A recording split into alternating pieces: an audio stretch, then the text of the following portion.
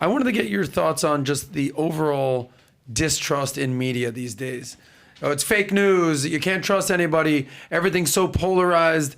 Jeff Zucker resigns. Roger Ailes, Cuomo. Just so much distrust in news these days.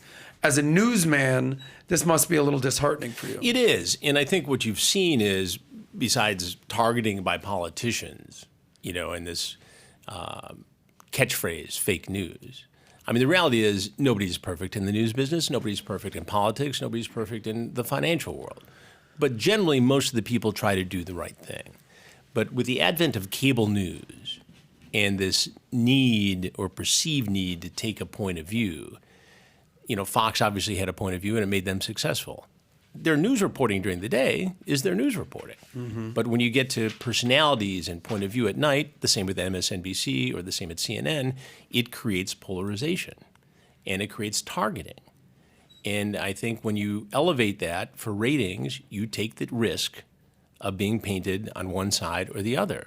And we've lost what happens at 6:30 for the evening news, and we lost what happens between 10 in the morning and 5 at night on cable news, which is generally speaking reporting. I mean, you watch on Fox, you see their correspondent in Ukraine showing this incredible story all day long, and then you get to some of the columnist, opinionated people, and they're telling a whole different story and saying what's wrong with Putin and everything else. When all day long, their guys have been dodging mortar shells in the field, telling the real story. Do you think there should be a disclaimer, like opinion journalism, well, opinion news versus actual news? The viewer needs to be aware of what you're looking at. But there's such a gray line. It is, and that's what's created this environment. You're watching the 4 o'clock news with Brett Baer, and then next on the 5 is a bunch of opinions. Right. So you got to switch your mind over. That was the news. Now it's opinions. Well, Same thing on CNN. It goes from Wolf Blitzer to boom. Now it's Don Lemon, and now you're.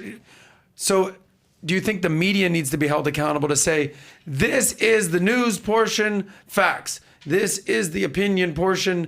Take it with a grain of salt. Well, I think they need to have that. The best consumer is an educated consumer. And so I think, there is a certain responsibility that we have, but also I think that, the people watching need to know and be aware that, look, this has just crossed from over from reporting and journalism to somebody's opinion. But you're putting that on the people.